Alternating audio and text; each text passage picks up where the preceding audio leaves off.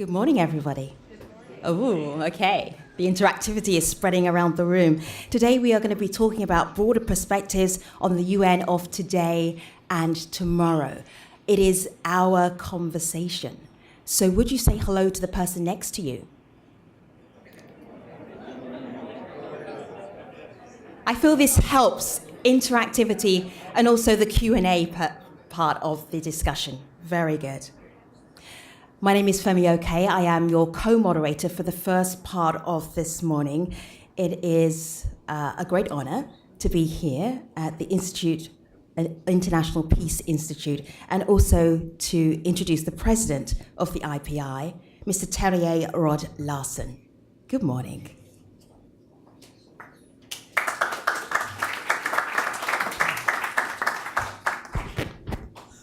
Excellencies, ladies and gentlemen, and dear friends, a warm welcome to you all, and good morning.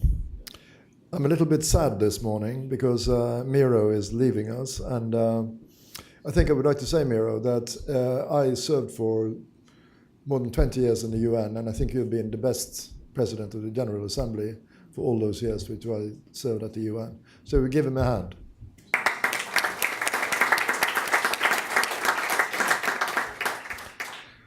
So good morning again, and it is indeed a pleasure to welcome you to IPI and today's event on broader perspectives on the UN of today and tomorrow. The event is organized in partnership with the Office of the President of the General Assembly. I also have the pleasure, once again, to welcome back to IPI the President of the 72nd session of the General Assembly, Miro, who will be giving opening remarks. We are also honored this morning to have with us members from the team of external advisors to the President of the General Assembly. The advisors provided counsel to the President on how best to advance his priorities during the 72nd session. Those priorities included sustaining peace, the implementation of the Sustainable Development Goals, climate change, migration, human rights, and not the least, UN reform.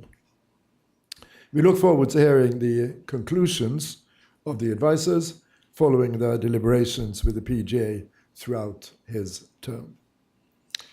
These conclusions were summarized in a final report that makes the case for why multilateralism matters today, as well as providing evidence for the importance of and the centrality of prevention.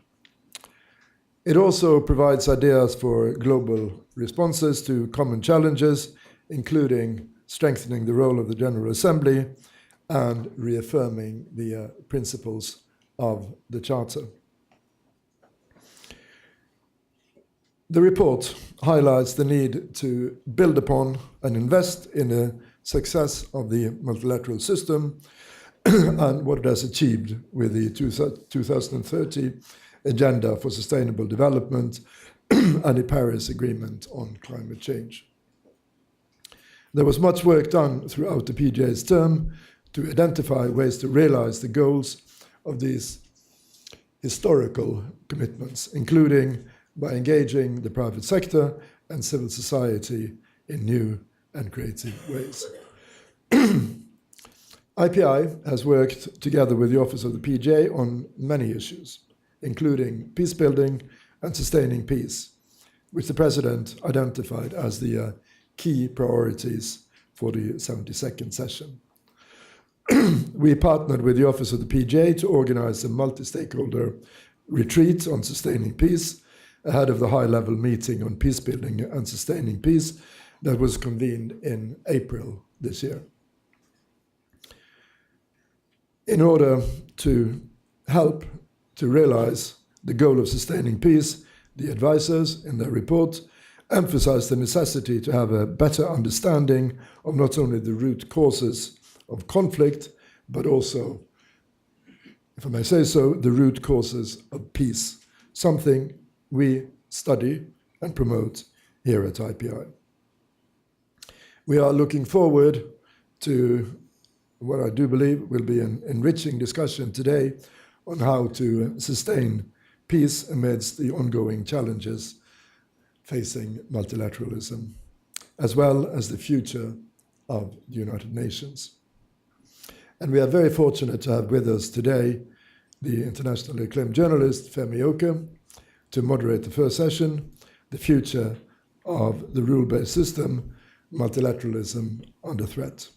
The second session, A Stronger General Assembly for a Stronger United Nations, will be moderated by one of the members of the team of external advisor, namely the British journalist and author, Nick Gowing.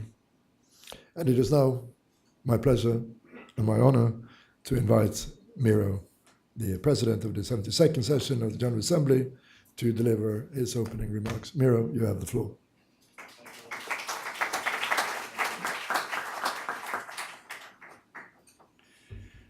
Thank you very much for your nice introduction, and good morning, everyone. Thank you for being with us this morning. When I was elected president of the United Nations General Assembly, I knew right from the beginning that I would like to form a team of external advisors, because these are the people who can bring a new perspective, a different perspective on the issues we are dealing with.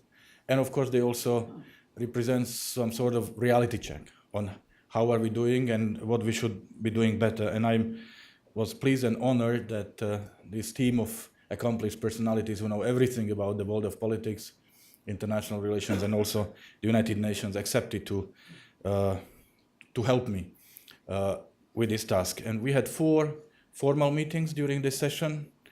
We were in touch during the year, of course, via emails, phone calls, and together with my team, we also thought that once they are all here in New York, it would also be interesting and good to offer their wisdom and to share their views on current issues with the wider audience. And I want to thank Terje and his team at IPI for hosting this event, which I'm sure will be very interesting. I should also like to say that I'm very sorry that only one woman who is a member of my team, Her Excellency Amina Mohammed, was able to make it to New York today. So the panels are not as balanced when it comes to gender as I would wish to see. And you know that these issues are very important, but please don't judge us by the composition of the panels. It's simply the fact that the other ladies could not make it to us, so I hope you'll accept this.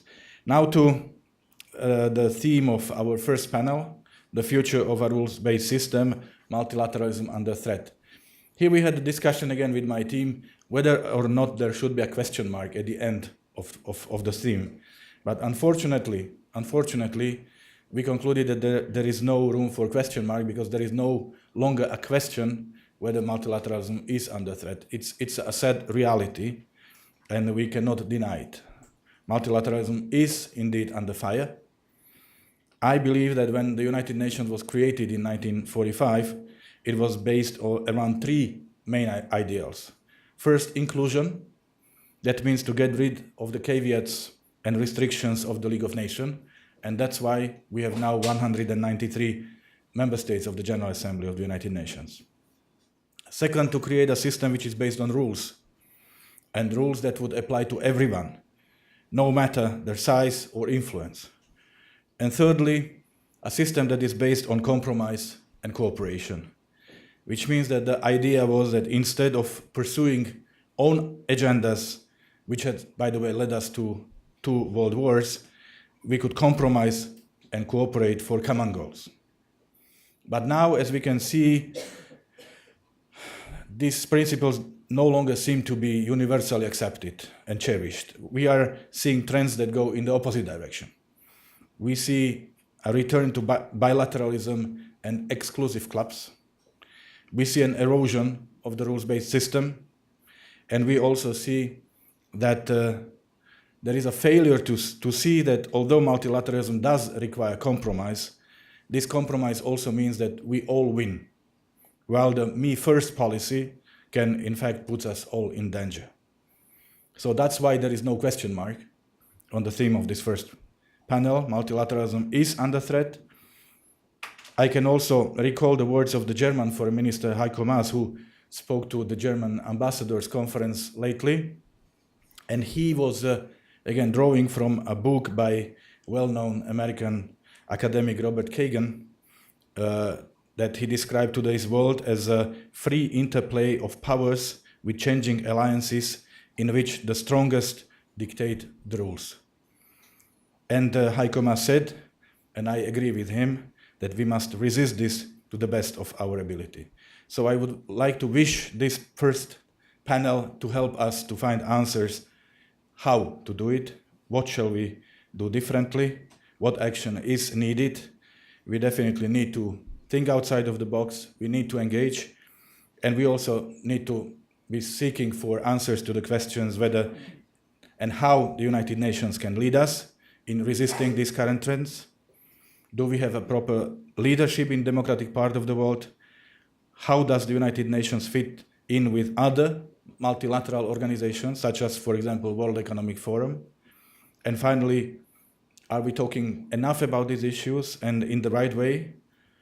So these are the questions that I would like to put to our panelists, and I'm very much looking forward to the discussion that is expecting us. Thank you very much.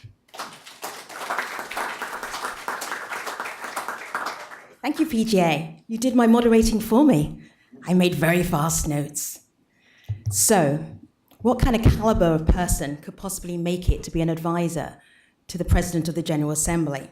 I asked Francisco, why do you think the PGA picked you? And he said, we know each other. That's a good start. And he said, because of his experience with major institutions across Europe. It's good to have you on the panel. Jean-Marie Ganeno is also an advisor. Please take a seat. Thank you. Thank you. Yes, very good. Please join us. When I asked Jean-Marie,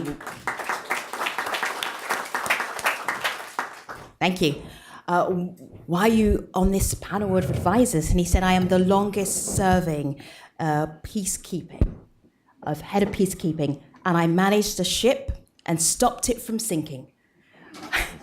It's the kind of advisor that everybody should have. Welcome. Jeffrey Sachs, please join us on stage. Thank you. When I asked Jeffrey Sachs, why did the PGA pick you, he said, I have no idea, but I'm very glad that he did. Morning, Jeffrey. And Nick Gowing, hello. Former BBC journalist, and he gave the PGA some time ago a paper that he was writing called Thinking the Unthinkable. The content of that paper was so intriguing that the PGA and Nick Gowing then worked together on that, and this is where he ended up. He was an advisor. There's more to that story. Nick will tell us a little bit more. But good morning, gentlemen. Good to have you.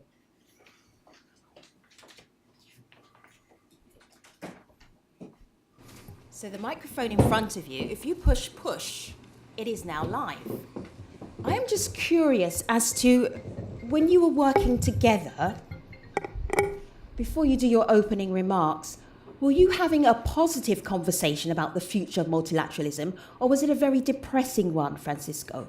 Depressive, you asking? Yes, was it an optimistic, what's the possibilities, or was it a I think depressing? they were realistic. And if you want to be realistic, you cannot be too optimistic nowadays. Mm-hmm. But always with the purpose of building paths to find solutions. Anyway, you have to be realistic and to reckon that the problems are very big and very difficult to solve. Sure. Jean-Marie, where were you on that optimism level? Was it half full or half empty? Me? Jean-Marie. Well, I think there's a sense of urgency that the clock is ticking, and we don't have many years to react and turn the tide. I think there is a recognition that the tide is not going in the right direction, but there's also a recognition that human beings have agency, and that if we just sit there, of course, it may continue to get worse.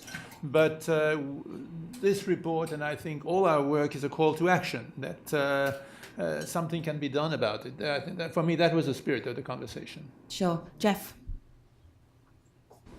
Well, each round of dinner became more and more depressing.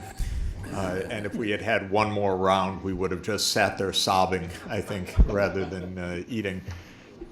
I think the situation is very dangerous. The United States is out of control, literally, and is absolutely antagonistic to the institution that it did the most to create. And we have to all, since there are other 192 countries and 95.6% of the world's population, have to adjust to this reality and try to both continue to solve problems and to hope that the United States returns to political sanity. This is really the big issue.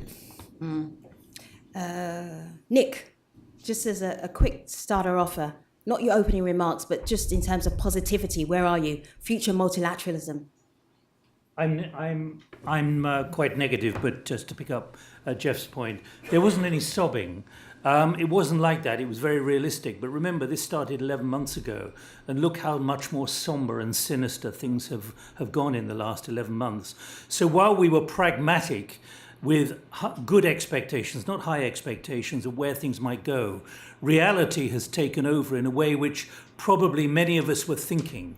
And you can say pessimism and optimism. No, this was about realism. And I think one of the reasons I accepted the invitation from the president is this, that it seemed to me that within institutions, there's a danger of institutions perpetuating their own way of thinking.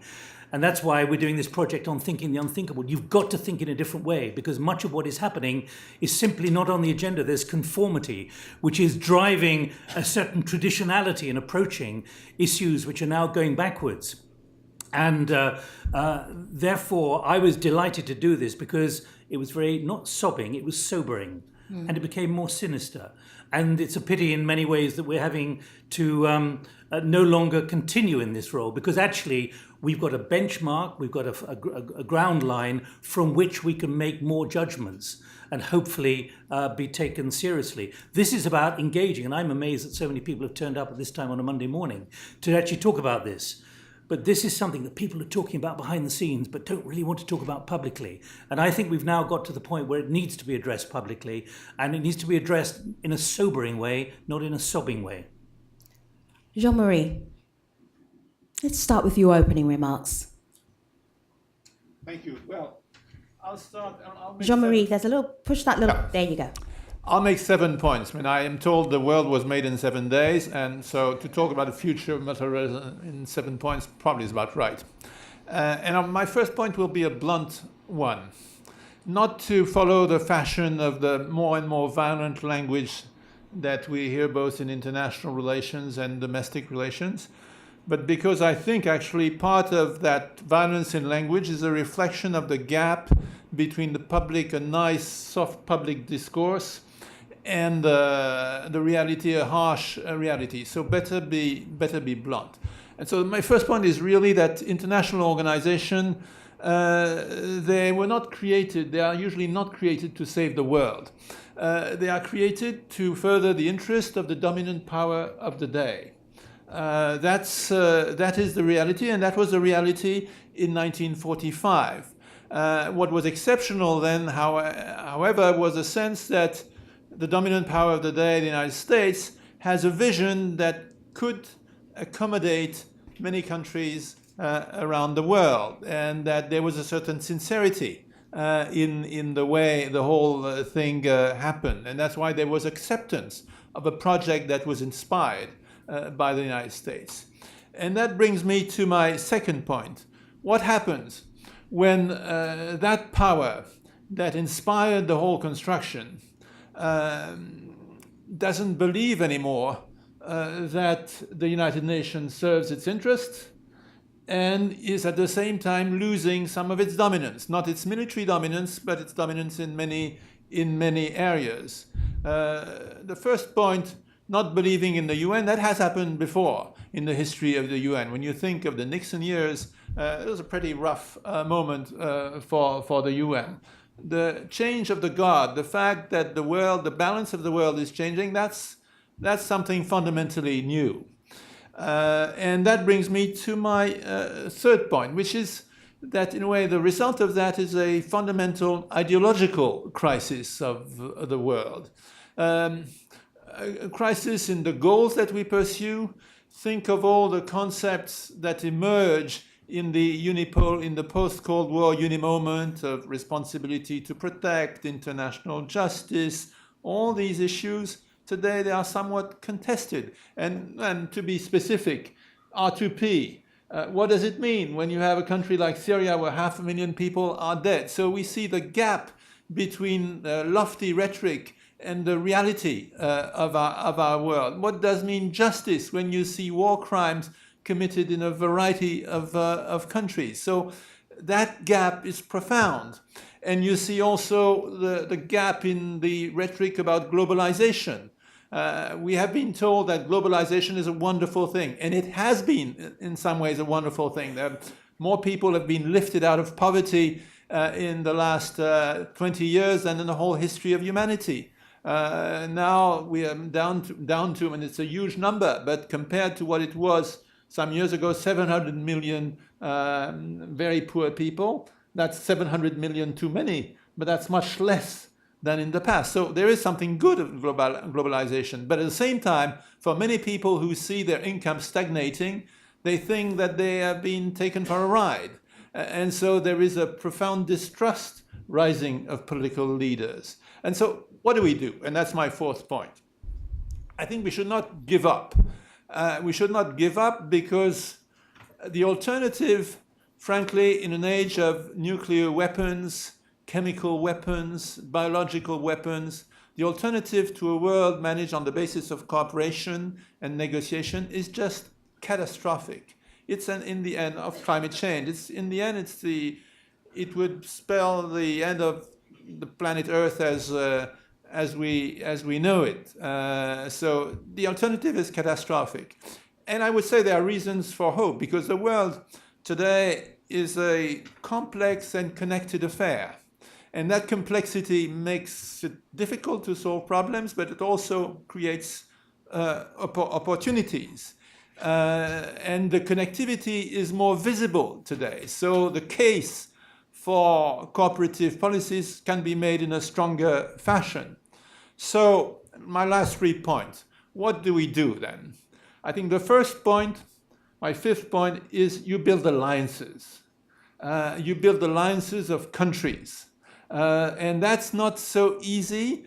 You have to build alliances, I would say, with second-tier countries. If you're the top dog, you don't necessarily think that you need a multilateral organization. I think you're wrong, but you can have that illusion.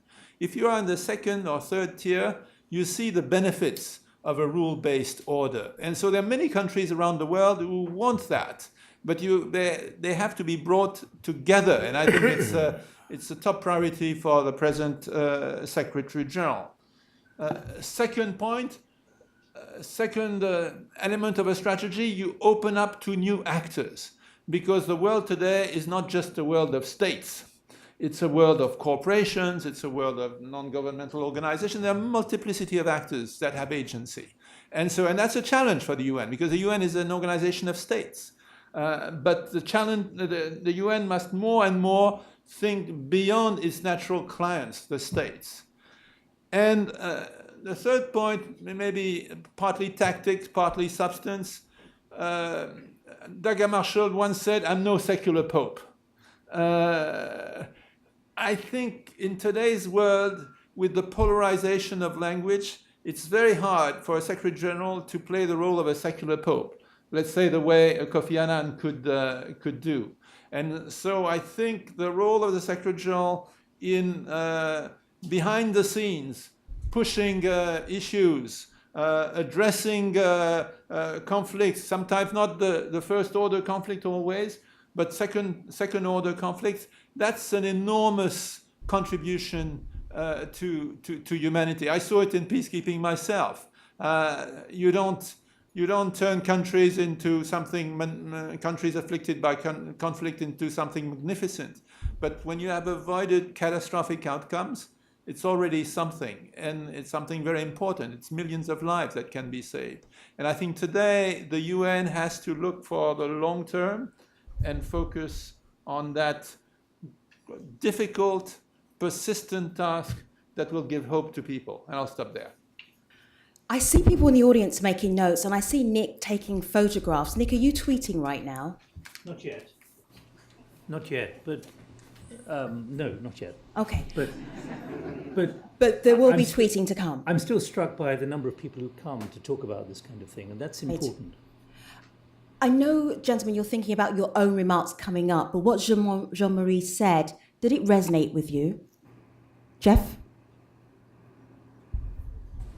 Yeah, very much. I think the stakes are very high. I would say that we're in three major transitions globally.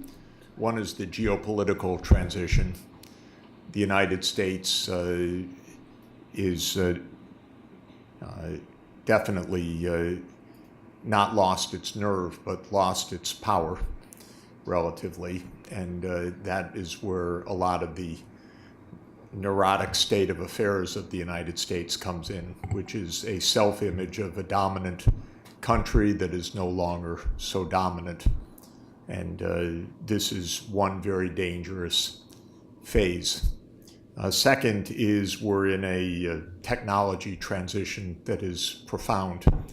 I think no one doubts how rapidly all social systems and economic sectors are being transformed by the digital revolution. And it's still not clear how it works, how it affects us, how it's going to be governed, what it means for politics, economy, daily life.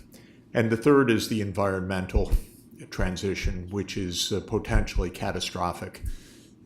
We are at the very end of climate safety. We've already left the boundaries of the climate we knew during the era of civilization, the so-called Holocene period. We are potentially in runaway environmental disaster now. And all of these are profoundly important reasons for a rule-based system and cooperation. All of these are challenges that are global scale, that transcend the national order, that are complex, that will create rapid changes of power and rapid vulnerabilities. And this is why a rule-based system is so important. It's a system of justice and a system of principle. It takes the commitment of its members and of the global population to understand this. In the United States, we still have a consensus, I would say, among the broad American public in the value of rules and in the value of the United Nations. But we do not have it in Washington, and we certainly don't have it in the White House. We're in the hands of a psychopath, clinically speaking. We're in a very difficult, dangerous situation that I would not underestimate. Our political system is at profound risk in this country.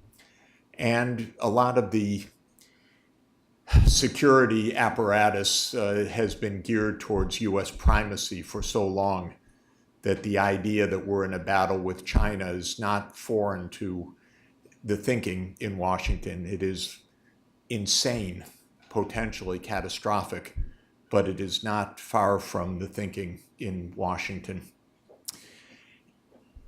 The power politics, therefore, envelops us, and it overwhelms even our survival. We have a dominance of resistance to even basic steps to save ourselves from climate disaster and by the way, not just in the United States, in every fossil fuel economy. It shows how profoundly corrupt politics is everywhere. Money dominates. The one who got this closest to being right, of course, was Karl Marx in his Political Economy. Politics are rotten in the United States, in Canada, in Australia, in Brazil, in other fossil fuel rich countries. And this is a resistance against human survival, actually. So all of this is to say that the stakes are extremely high. I do not believe they're going to be won quietly, unfortunately. I think we need, we're in a brawl, and the brawl is going to get worse. Maybe Mr. Trump will go, and that will be at least a short-term salvation for the U.S. If he stays long, our democracy itself is at grave risk. But no matter how it plays, these transitions are so shocking that the idea of staying to rules and staying to shared principles and staying to justice is very, very hard. And I'll just say, in war crimes, when a president of the United States is brought before the ICC, then I'll believe we have global justice. Why don't we start with George W. Bush for the Iraq War, for example, or all of the CIA operations around the world? We cannot have a rule-based system unless we're able to call out those in power. That's the idea of a rule-based system. It's extremely hard, it's extremely fragile, and we're basically hanging by a thread right now, in my view. Thanks, Jeff. I just listening to you, I'm just thinking here, we're at the International Peace Institute, we're talking about the United Nations. As somebody who is not American, I feel the UN is more than America, and multilateralism is more than America, and the world is waking up to that. Francisco, please. Yes, I'd like to underline what Jeffrey just said, that there is at least a vacuum created by the American new situation, and that if we still believe and want a rule-based order, this has to be fulfilled, taking also into consideration that China is a growing power, not only in Asia, but in Africa, in Latin America, in Europe, very clearly, and that the so-called BRICS exist and are there to stay. Now, we cannot speak about all these things without considering the reality of the world as it is now. Many things have changed in the last year, as you said, but many things have changed in the last decades at least. And if we want multilateralism, we also must consider that it's not, there are several ways, several exceptions in what concerns multilateralism. It's not only the United Nations.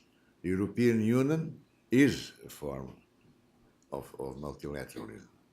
The British Commonwealth is also a way of making and practicing multilateralism. So we cannot confine the discussion of multilateralism to the United Nations. The United Nations are undoubtedly an important institution. They have lost part of their prestige and of their influence. I'm very happy to have been in this group of advisors to the President, and I want to say publicly that I appreciated very much what you did for the United Nations, but for all of us during your mandate, including and especially underlining the migration cycle. But it's not enough, and we know it's not enough. And besides that, we have not only other modalities of multilateralism, but also to consider that, for instance, globalization is there to stay, and irrespectively of the ups and downs of multilateralism, it exists, and it has achieved some ways of communication and of joining and sharing at world scale in telecommunications, in the internet, which in credit cards, whatever, which in my opinion are very important and are ways of globalizing our existence and our understanding of the others. Of course, on the other hand, there are negative aspects of globalization. Hackers, for instance, may be included in that category, but we must not forget this phenomenon and the existence of that and concentrate ourselves only in the United Nations as if it was the only magical solution. And in my opinion, it is not, and it's less than it has already been. And it's particularly needed in a world where now, as you underlined very well, there are new ways of existing and of creating conflict. Nationalisms are appearing again. Populism is a reality. Not to mention other realities like fake news, for instance, and the way they are used from one side of the world to the other, and with of clear political domination purposes. So,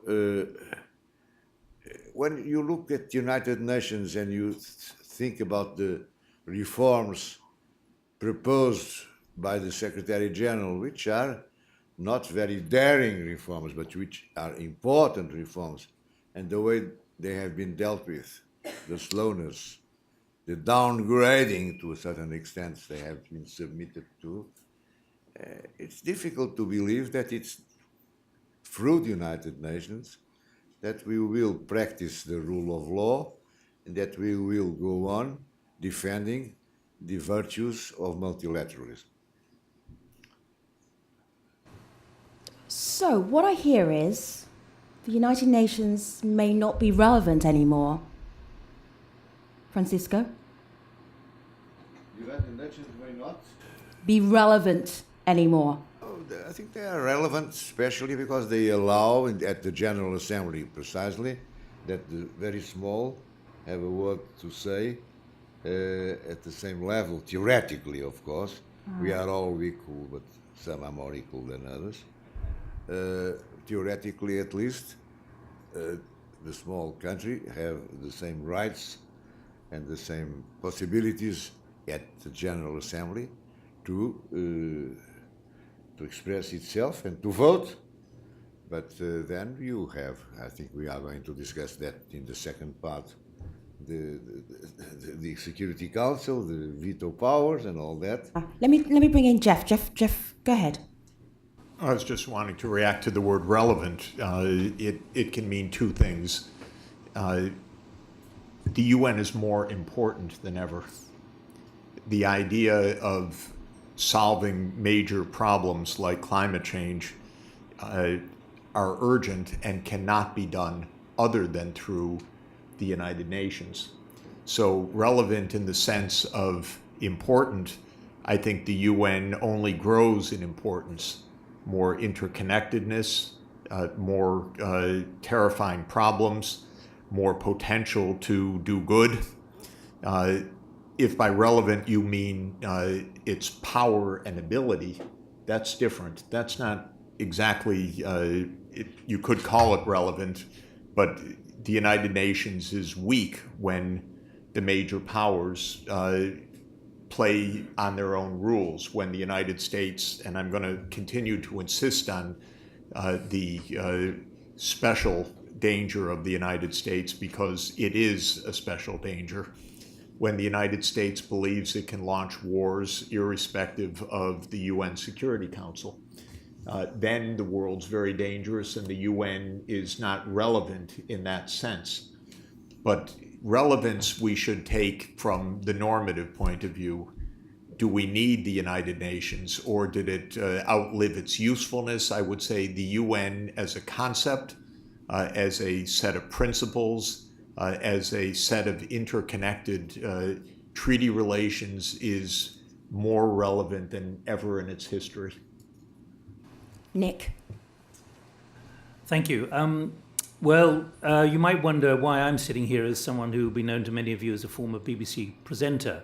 But I left by choice 4 years ago, and it was at a time when things were happening in eastern Ukraine, and then also Crimea was seized by Russia.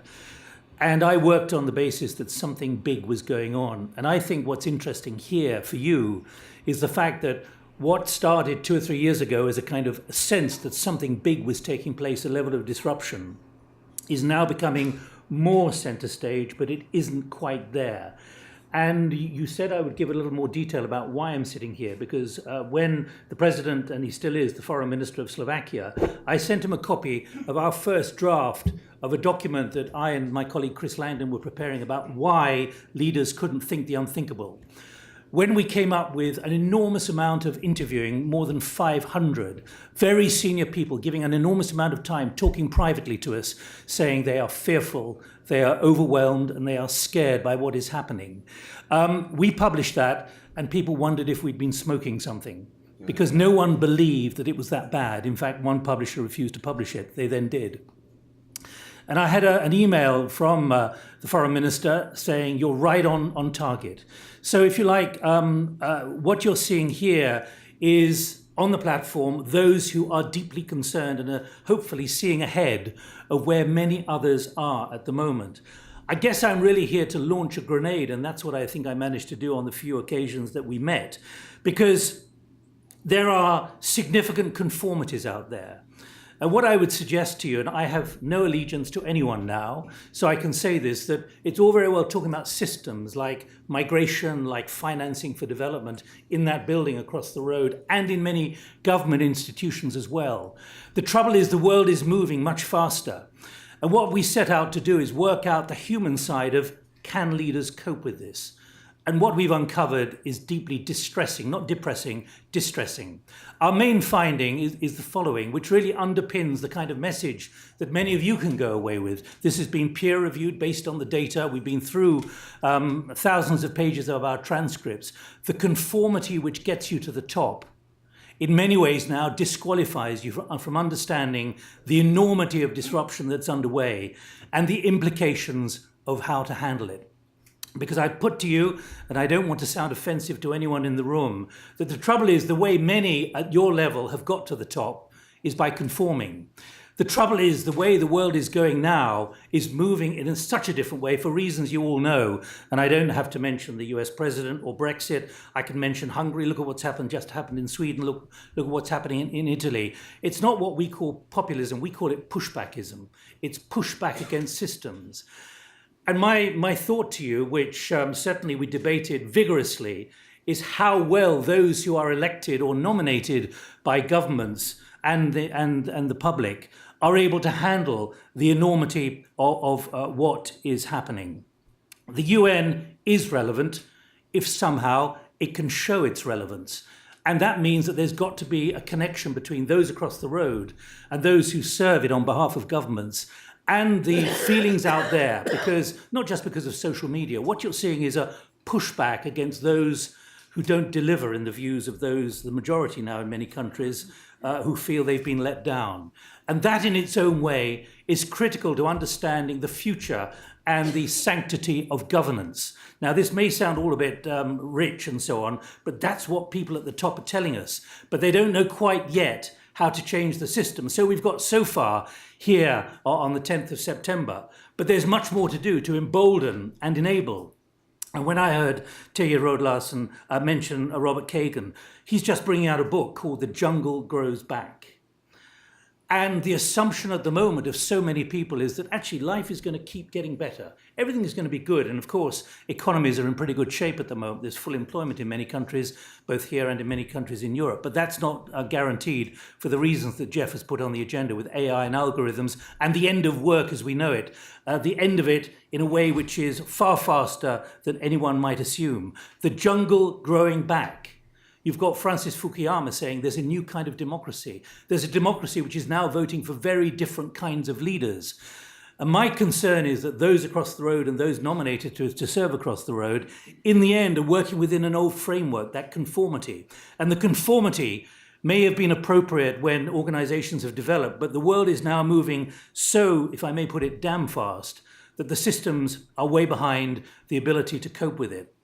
And that's been very much at the root of our findings. And in many ways, you haven't seen anything yet. So when I was approached by Mr. Lajčák to do this, I could see this as an opportunity, frankly, to do this kind of thing, which is to open it up, because there are many out there who are deeply concerned. And part of the next problem is the next generation. This is afflicting the corporate world as well, about purpose and about values. And I'm summarizing here, obviously. But the next generation don't like a lot of what the corporate world is doing and producing, not just because it's 10 years since the financial crisis. It's about the validity and the credibility of much that is being done. And what you're seeing is a pushback from the next generation who don't want to become public servants, who don't want to join partnerships as they used to, who have got a very different value set. And all of you know this. But this has enormous implications for power and how power is exacted in this kind of environment. So my final thought is the tension there between wanting a multilateral risk-based system that can handle all of this in the way that we were asked to consider, and the fact that leaders can't actually handle it anymore. And the tension is what's expected of the UN on so many issues when the reality of the world is moving fast in other directions. So it's a very uncomfortable tension, but the main thing at the moment is to recognize that there is this new normal, and there's going to have to be a way around it which is different to the way it is at the moment. The way many of you got here is by conforming. This is a good point for me to tell you that there is a Q&A. So if you have some pushback for our advisors back here, or you want to take them up on some of the comments that they've been making, we will be doing that in about 10 minutes' time. We'll have microphones and they'll be able to come to you, so the conversation goes not just from here, but back and forth. Let's start with doing things differently and be specific. Jean-Marie. Well, I think what Nick is describing is the crisis of politics. After 1989, this was a triumph of the individual, in the sense that the world could be changed one person at a time. And every society, it's a balance between the collective and the individual. And the balance was tipped massively in favor of the individual. It was bad taste to talk about class interest, about collective interest. You've seen the demise of traditional political parties. You've seen the demise of unions. I think that what we see now, what Nick calls pushbackism, I think is the backlash of people who do understand that they are not just individuals, that if they are individuals, they are screwed, forgive my language, that they are relations of power, that they are individuals who are more powerful than others. If they don't organize, they're weak. And so what we are going to see now is, unless there is a better way of organizing collective interest, I think we're going to see more and more of the so-called populist wave. That's what's upon us. Can you think of the better way, or you just think that there should be a better way?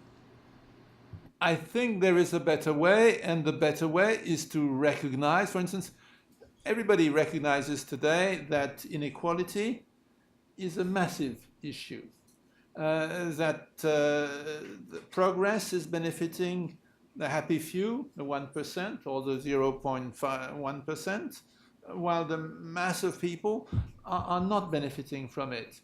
So when you look in practical terms at what has happened, you've seen a steady weakening of unions, of the bargaining power of masses of people. You see the impact of globalization, that indeed unskilled labor is under continuous pressure. This has to be admitted. This has to be addressed in very concrete terms. If it is not, you're going to have more of the same deterioration of politics. And so I think it all starts with recognizing that this world as it is has political implications that are unfavorable to millions and millions of people. And if you don't recognize that, then you're talking in a world that doesn't connect to the vast majority of the people. I was at a leadership conference behind closed doors with a lot of very senior people in Cambridge on Saturday and Friday. And what you're beginning to see, and this is the fascinating thing, those that have been in government and those who've been in major corporate structures, who've left, who've retired or been kicked out, they are amazingly frank about the shortcomings. Those still in positions of power and responsibility are still struggling in the corporate sector with shareholders, with regulators, and everything that they have to do to keep themselves on the right side of legality and also accountability. And in politics as well, the discipline within the party structures means that people, by and large, certainly as we're seeing in the United Kingdom at the moment, have to remain loyal to a certain way of doing things. But there was a very senior politician, it was behind closed doors, so I can't actually say who it was, because I haven't got his agreement. The political system is now in an advanced state of decay. There is a crisis in the way we do politics. We do not have to be part of a museum to be part of the process. And so what I think we're doing is we're now we're logging into a time of potentially very significant change. But in answer to your question, I have to say that based on our work, and it's been peer reviewed, the data has been coded and everything, it's our data, but it's been done by other people and also one of our researchers, makes it very clear that those who are leaders at the moment are going to struggle to handle the enormity of what's happening because of the nature of the way in which they've got there. And I've said that already once, but it is significant because we've detected in a number of brainstormings we've done, those below them are getting frustrated and saying, you've got to do things in a different way, and they can't do it. Francisco, what did you just write down on your note paper? Yes, press your microphone, share it. No secret writings. You are very good journalist, asking the right questions. I just wanted to underline that we speak about democracy, but democracy only exists really in half of the world.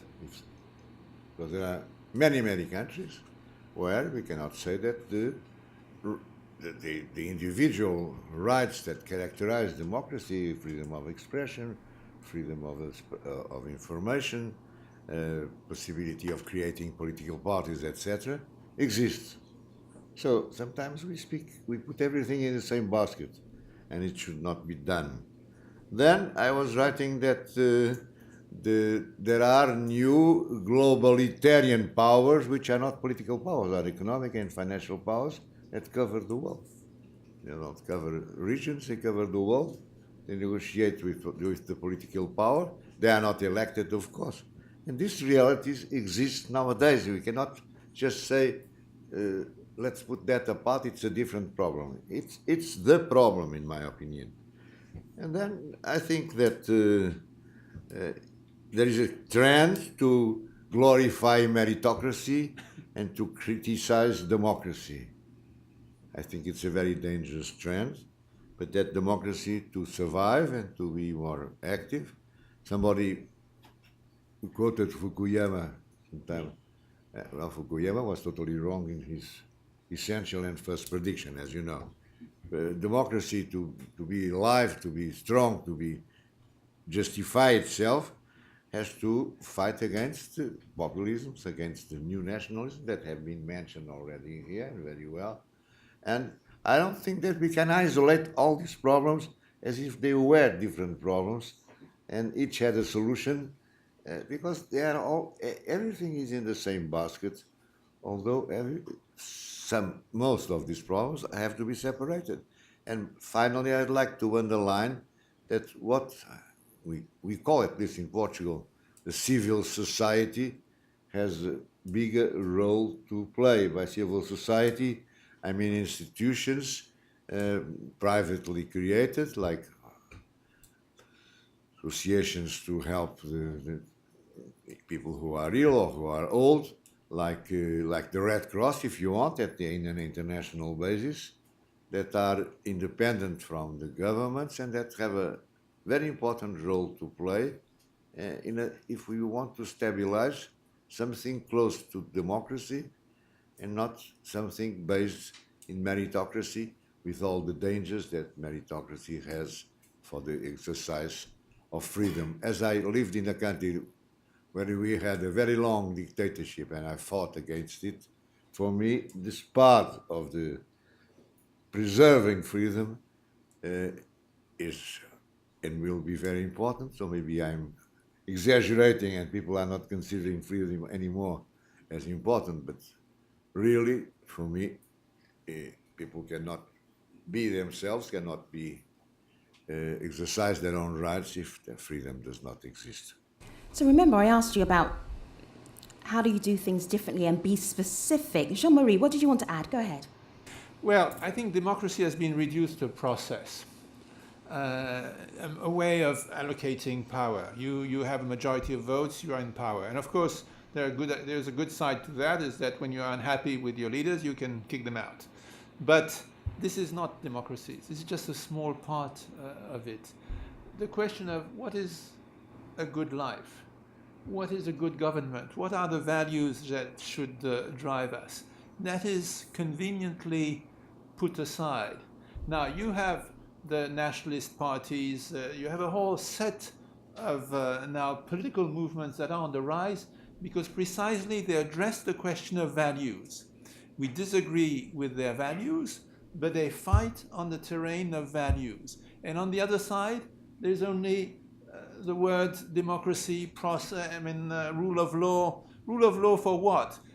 Rule of law, what kind of law? A law that protects the people, a law that promotes justice, or just law for the sake of law? I think that's where there is something terrible missing.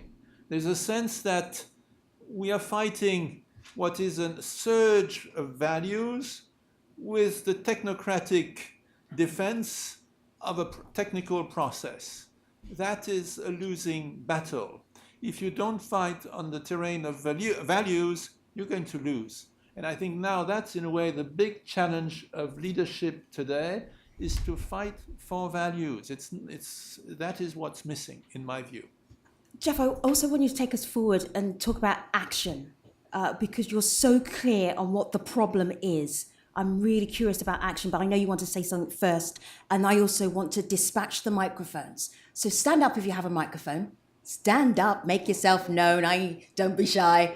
Right, and there's one at the back. Stand up, microphone at the back. Okay, walk down the aisle. People will put their hands up who'll be very eager to speak. Keep your hands up until a microphone is standing by you. Okay, one there. Okay, please walk. There you go, very good. There you go. Don't speak yet if you have a microphone. And there's another microphone. Turn round, turn round. There you go. Gentleman at the back. He wants to speak. Very good. All right, microphone holders, don't talk yet. Jeff, action.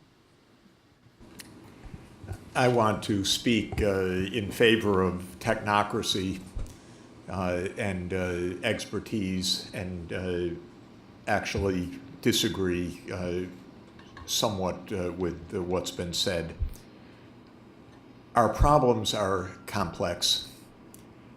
We are not solving any of them now.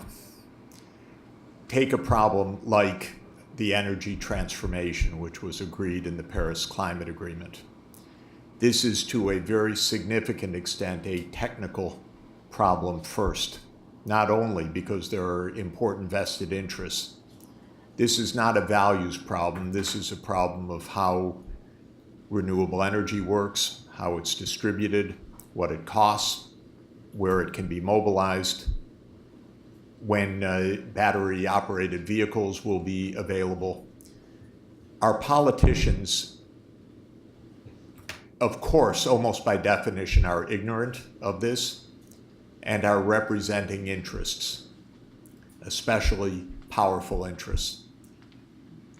We don't have a serious study in the United States on this topic, despite 25 years of debate. Serious study by the US government, I should say, because the US government is not about serious understanding of this issue, serious analysis of options. It's because it represents various factions, various corporations, various interests. Our problems will not be solved by the mobilization of coalitions or even values, which I believe in also as being important. They will be solved by deeper understanding of the crises, the opportunities, and the challenges. Our governments are badly organized. Our UN processes are very weak because though they're perhaps better than some alternatives, they are not substantive and deep. One of the reasons is because the powers here, which starts with the United States and the other big powers, don't want deep analysis that shows how to actually do things. They want their power. So I do want to say that I think our biggest problem is that we aspire to a very, very high level of living.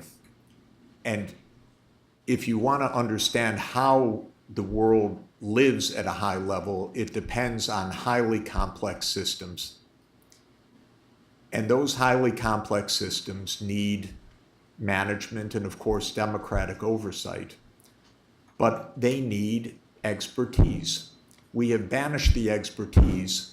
We don't even, in our country, in my country, we don't even have legislative hearings anymore because these idiots, they're not idiots, these corrupt representatives are more interested in their campaign contributions and in getting their legislation passed than they are in studying any particular issue with any consistency. So we are governed by, I don't know, I won't say we're governed by idiots, we're governed by idiocy, by foolishness, by recklessness, by a lack of the most basic scientific, technological, economic, and financial awareness. And the system is built that way right now. So I'm not impressed with this being only a fight of values. This is a fight over substance. And the people who know are nowhere close. All the scientists are being thrown out of the US government. Ask yourself why. Jean-Marie, I know you want to respond. If you have a microphone, stand up, please. Great. Yeah, Just so that when Jean-Marie speaks, he's going to be very succinct because he knows people are waiting. Very Go ahead, succinct. Jean-Marie. I don't disagree that, of course, we don't want to live in a world of ignoramus and where experts are dismissed. But on the very point that Jeff just raised, I want to show where expertise meets politics. When you discuss the different options to manage the transformation in energy, you have to see at what rate you're going to discount the future. Because depending on that rate, you have different choices. And that is not a technical issue. That's a highly political, I would say it's a highly ethical issue. What price you give to the future, 10 years from now, 15, 50, 100 years. That's an ethical, that's a value issue. And so you need to combine expertise and values. But Jean-Marie, do you really think that's the debate that they're having in the White House, what social discount rate to use? No, I don't think so. Do you think that in Congress they have ever discussed that issue substantively in understanding what the social cost of carbon is?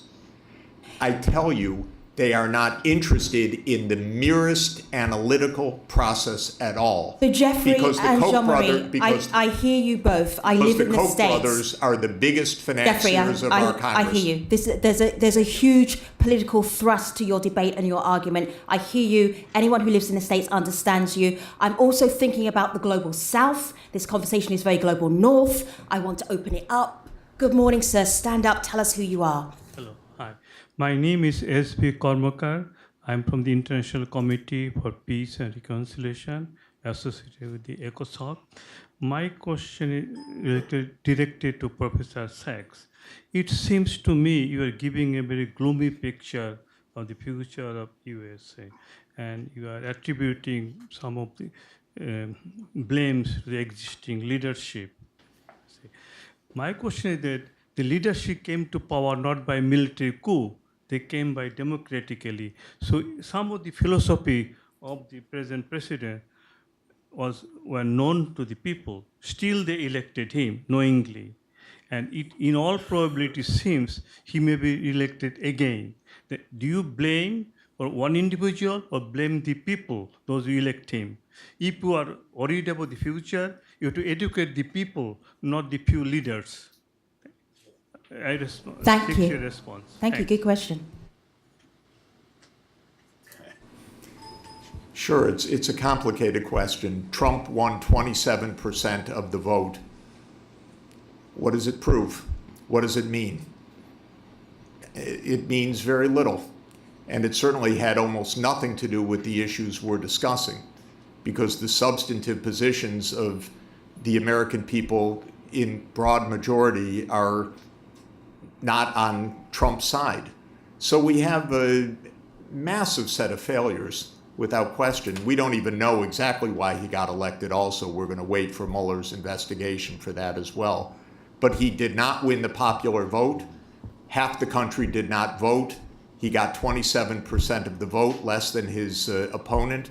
And on all of the issues, he is taking decisions that have no legislative basis, no popular support, but he's taking them because that's what power is about.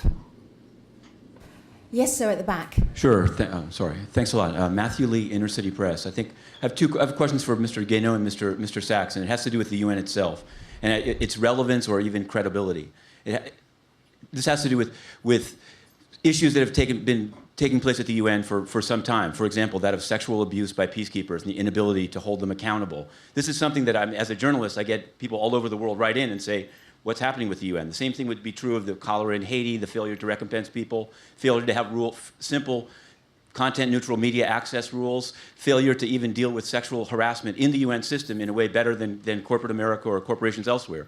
So I guess I'm wondering is what steps, your colleague from Portugal said that the Secretary General's reforms are not that daring. What steps are being taken by the UN itself to buttress its own credibility, to be able to say, we do better than corporations or than non-democratic countries, or even than what Mr. Sachs is talking about in Washington? There are issues on which the UN itself could improve, and what's being done. Thank you very much. I think that's a question for the PGA, because you're in the UN. Come up here with the microphone. Sorry, move the microphone up here. I know, but you're part of the conversation. What steps are being done right now, would you say? I'm intrigued. If we speak about the relevance of the United Nations, pardon? Credibility.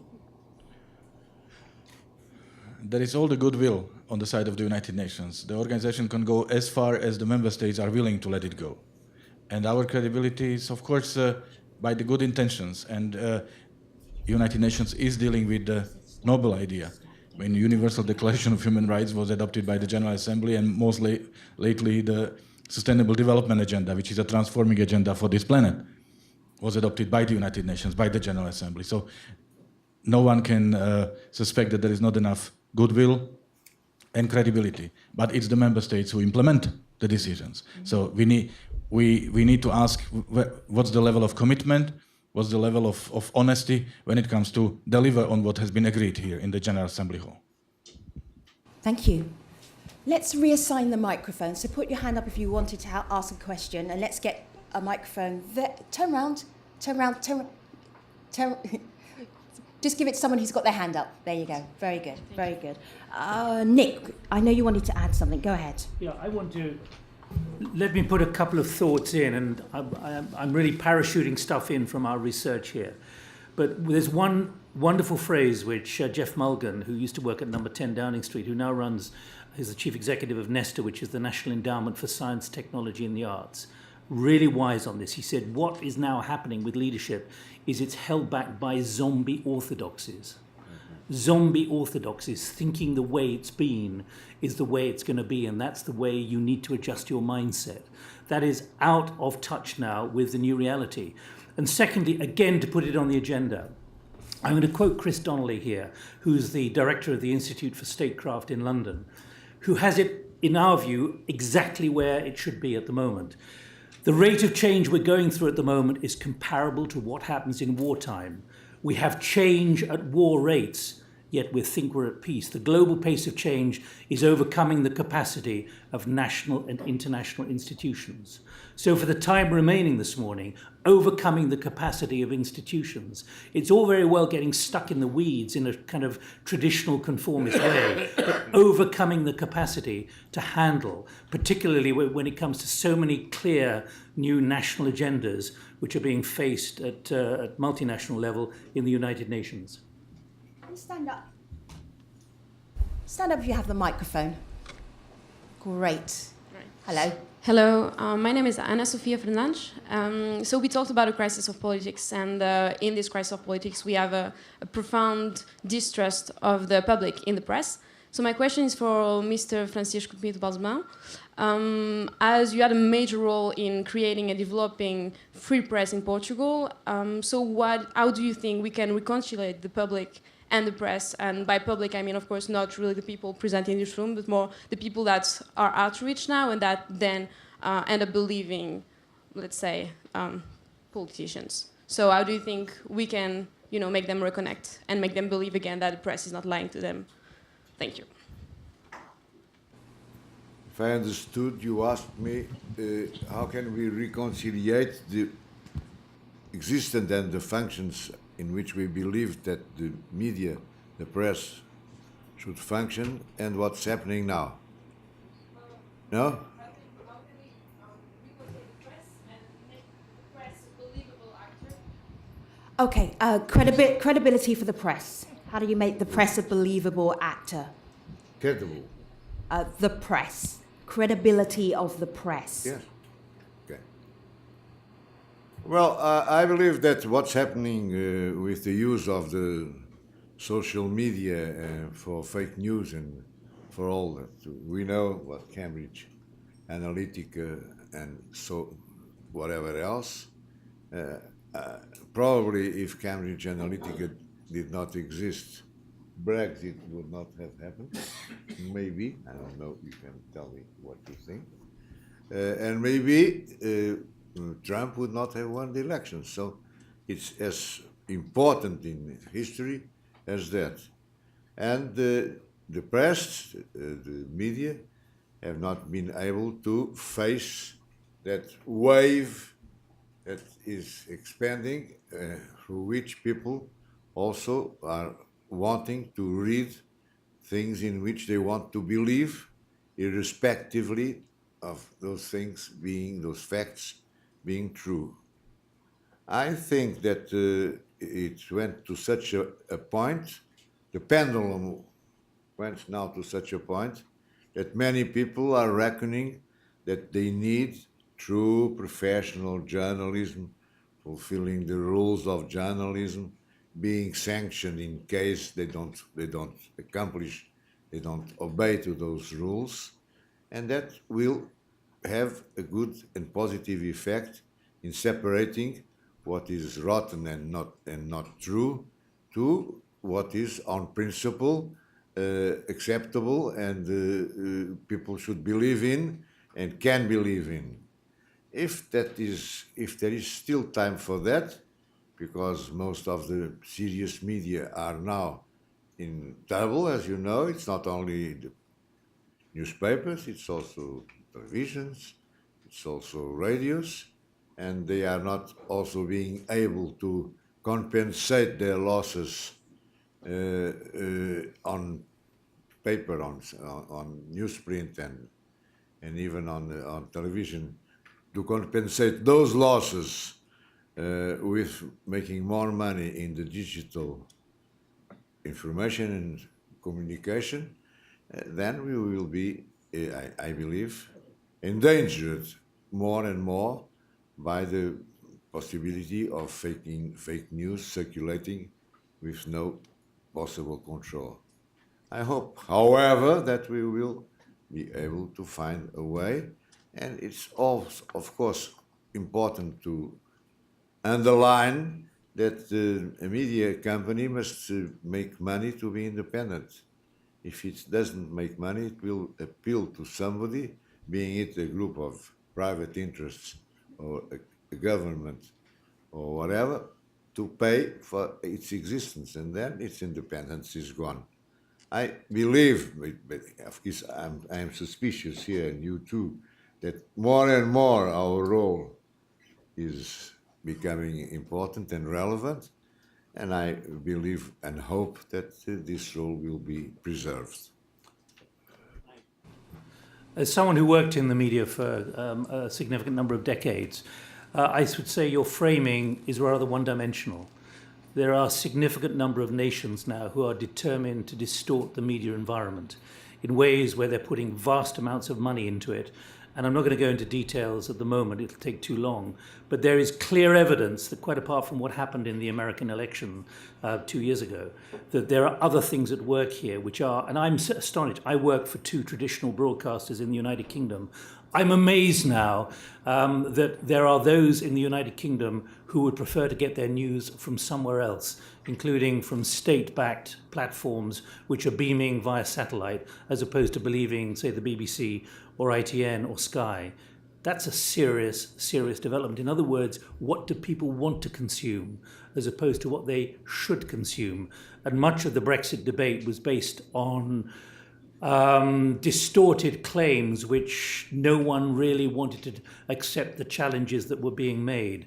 That's why the environment is so different, whether you're in a place like the United Kingdom or in many developing countries as well. These are potentially for free mediated information are sinister times. I think this is a very important point.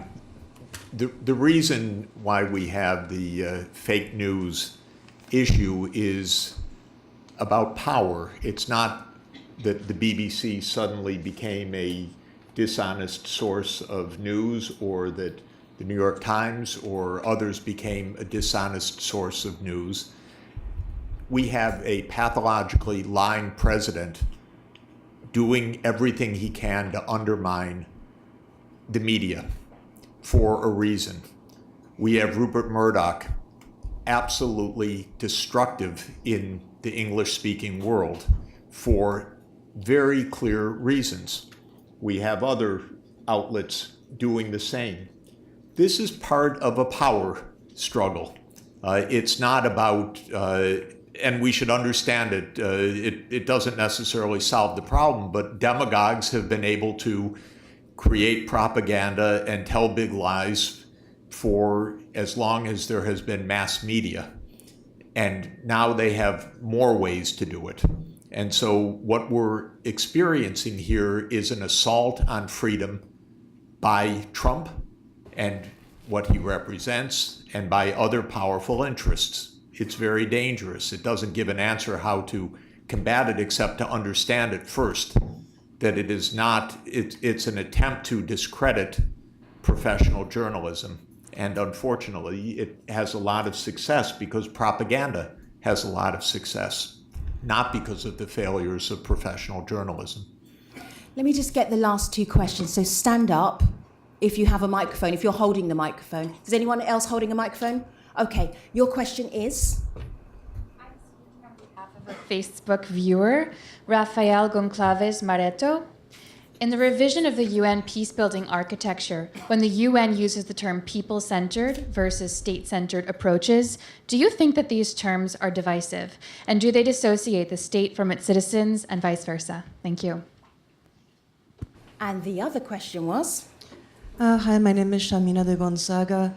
I'm with World Council of Peoples for the UN, and I served as an advisor to 3 PGAs on civil society, not in the illustrious capacity of the panel, of course, but on a day-to-day operational capacity. The moderator asked before about suggestions for doing things differently. So one thought I have as someone who was involved in organizing a lot of the meetings is that it occurs to me that these are to some extent a distraction for the member states, the administration, and the NGOs to have a very conference-centric system.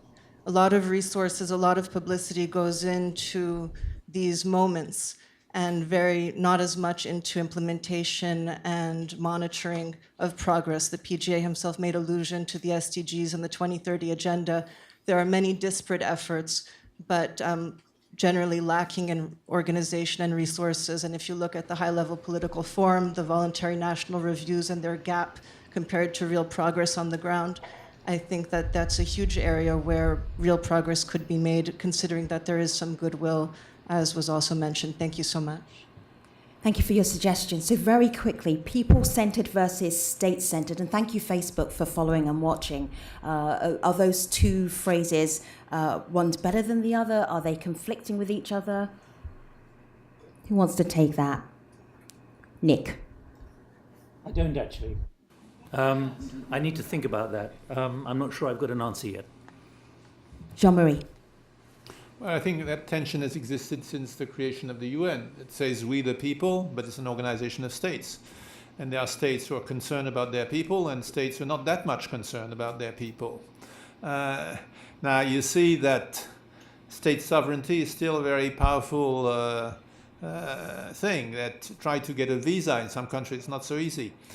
So the notion that states are just fading away is totally wrong. So you cannot ignore states because states have the enforcement capacity. They have, at the end of the day, we live in a physical space. And so states are there to stay. But I do agree that one needs to leverage the influence of people. And that the world today being much more connected, there's much greater potential for people to influence things. Now, the question of legitimacy, what is a legitimate NGO, civil society is a rather fuzzy concept that can be manipulated, and dictators, know that. And so the people, especially in a world that is territorial but less territorial, how you organize them? Do you organize them on a territorial basis, on an issue basis? All these issues are before us. And I think that's where, in a way, what we've been discussing during this session, the future of multilateralism, is part of a bigger question, which is about the future of how societies are going to organize themselves. Multilateralism was born in a world of states, well-defined states with well-defined borders. That world hasn't disappeared. States are still very much alive and kicking, but at the same time, they are competitors. People are on the move. Migrations, so people, money, goods, everything is on the move. How that world adapts to that, that's a question for states. That's a question for the United Nations. So, gentlemen, just to wrap up here, where does the UN fit in with other international multilateral organizations? I'm going to ask you this in a sentence, if I may, which is a shocking thing to do, but I know you've been thinking about this for a year. So where does the UN fit with the IMF, the World Bank, the European Union? How does that work? Is it a partnership? It is a family. The World Bank is part of the UN, and all the major international bodies are part of the UN, and that is how it should be, that there should be one locus of global, legitimate political authority under a single charter and under a universal declaration of human rights, and the repository of international law and global treaties. We can't do without this institution. And we had better make it work before things fall apart. Jean-Marie. Well, as I said, the UN is an organization of states, and states still matter a lot. And so when it comes to building legitimacy, as imperfect, flawed as the UN may be, you see that informal groups, think of the G20, they need the UN. You think, and when you see specialized entities like the World Bank, you see how when it comes to politics, they need the UN. So I think the UN is that place where you come for the imperfect legitimacy that a very imperfect international community can muster today. It's not a completely satisfactory response because our world is what it is. It's not chaos, it's not Hobbes, but it's certainly not the world of Kant. And the UN is in between. And it's a step in the right direction, but with many more steps that should be taken. Obviously, it can't be summed up in a sentence, but Francisco, do try. The idea of the UN fitting in with other multilateral international organizations. Where's the fit? Where is the fix? The fit. How do they fit? The fix. Yes. It could be a fix too, but I'll leave that to you. The objective is that to reckon reality. I mean, there are many, many things that we can call multilateralism that are happening and in which the United Nations don't practically touch. Let me give you a national example. We have the community of the Portuguese-speaking countries that goes from Portugal to East Timor. That is multilateralism, but does not fit obligatory inside the United Nations. Even the European Union has its own, or tries to have its own foreign policy and other intervention through a multilateral organization, and it doesn't function obligatory in agreement with the United Nations. There again, I say that the General Assembly is maybe the only meeting place where many things can be discussed and that can be very useful. But you cannot forget that multilateralism is going through different channels, different objectives, and that applies to ASEAN, it applies to whatever.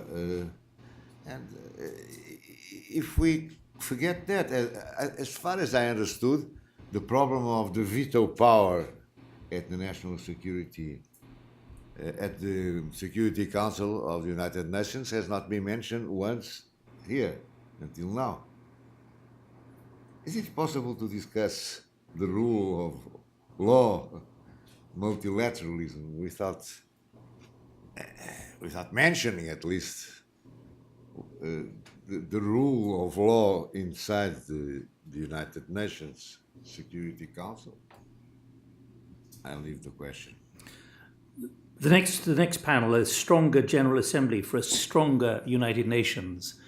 Look at what is happening now, particularly led by China, the challenge there is to this multinational system in the banking sector. It's all very well talking about the World Bank, but look at what's happening with the AIIB. Look at what's happening with so many other initiatives which are coming from the PRC and elsewhere, and others, India as well.